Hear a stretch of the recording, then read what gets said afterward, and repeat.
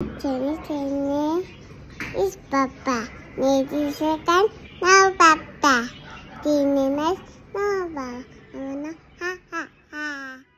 শুক্রবার ছুটির দিনে একটু বেড়াতে চলে গিয়েছিলাম আর সেই জন্য আজকের ব্লগটি আপনাদের সাথে শেয়ার করছি। আর আমরা কোথায় গিয়েছিলাম, কি করেছি সেই ভিডিওটি আপনাদের সাথে শেয়ার করব। হ্যালো ভিউয়ার্স, আসসালামু আলাইকুম। আশা করি আল্লাহর রহমতে সবাই নিশ্চয়ই ভালো আছেন। আলহামদুলিল্লাহ আমরাও ভালো আছি।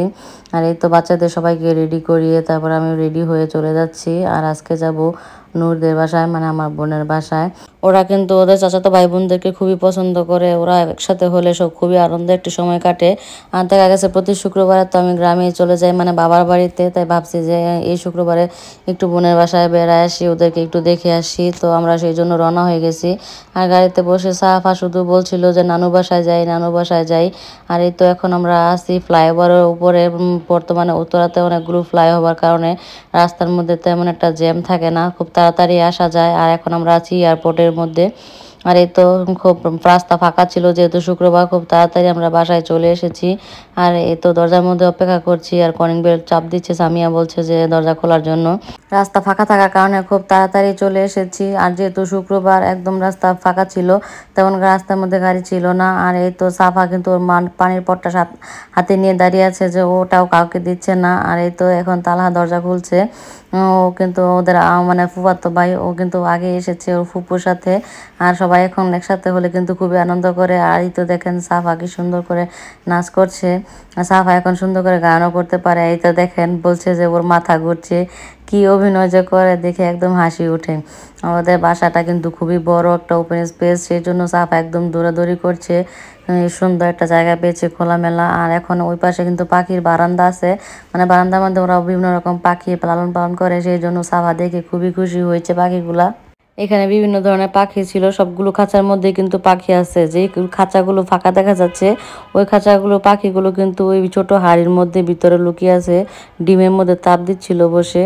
আর এই তো এটা হচ্ছে নূরের রুম। এই রুমটাও কিন্তু খুবই সুন্দর। এই রুমের এই তো জানালা দিয়ে একদম পুরা খুব সুন্দর একটা ভিউ দেখা যায়। পাশে লেক আছে, লেকের পাশে ওদের বাসাটা। আর ওরা কিন্তু 11 তলার মধ্যে থাকে। আর এই তো দুপুরে খাওয়া দাওয়া এখন সময় হয়েছে, সবাই এখন খাওয়া দাওয়া করবো। আজকের মেনুতে ছিল কাচ্চি, কাবাব, তারপর প্লেন পোলাও, চিকেন রোস্ট। বাচ্চারা কিন্তু এগুলি খুবই পছন্দ করে, রিচ ফুড সেহেতু। আর সাথে ছিল বোরহানি এবং কোল্ড ড্রিঙ্ক। আমি কিন্তু সব বাচ্চাদেরকে খাবার সার্ভ করে দিচ্ছিলাম অল্প অল্প করে, যেহেতু বাচ্চারা বেশি খেতে পারে না। তো সবাই এখন খাওয়া দাওয়া শুরু করে দেবে। সব বাচ্চারা আগে খাওয়া দাওয়া করবে, তারপরে আমরা খাওয়া দাওয়া করব। তো এক এক করে সবাই খাওয়া দাওয়া শুরু করছে, সামিয়াও খাচ্ছে। এদিকে প্রচুর গরম ছিল ওয়েদারটা, একদম বৃষ্টি না থাকার কারণে আজকে হয়তো একটু বৃষ্টি, কিন্তু গতকালকে কিন্তু একদমই বৃষ্টি ছিল না, খুবই গরম ছিল। আর ওদের বাসাটাও যেহেতু প্রচুর উপরে, মানে 11 তলার মধ্যে, তাই সেখানেও অনেক গরম ছিল। আর এই তো বাচ্চারা খাওয়া দাওয়া শেষে এখন টিভি দেখছে ওদের সোফার রুমের মধ্যে। আর এখানে কিন্তু এই রুমটাও প্রচুর বড় ছিল, আর এই বারান্দা দিয়ে প্রচুর আলো বাতাস আসে। এখন সবাই এখন ড্রেস চেঞ্জ করে বসে আছে, যে বসে একটু রেস্ট নিচ্ছে। আর ওইদিকে সাফা বসে একটু দুষ্টামি শুরু করে দিয়েছে। এই তো এই আপেল গাছগুলো দেখে ওর খুবই পছন্দ হয়েছে।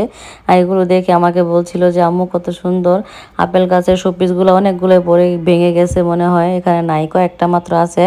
আর সাফা এগুলো দেখে গুনছিল এক এক করে, 1 2 3 এরকম করে গুনছিল।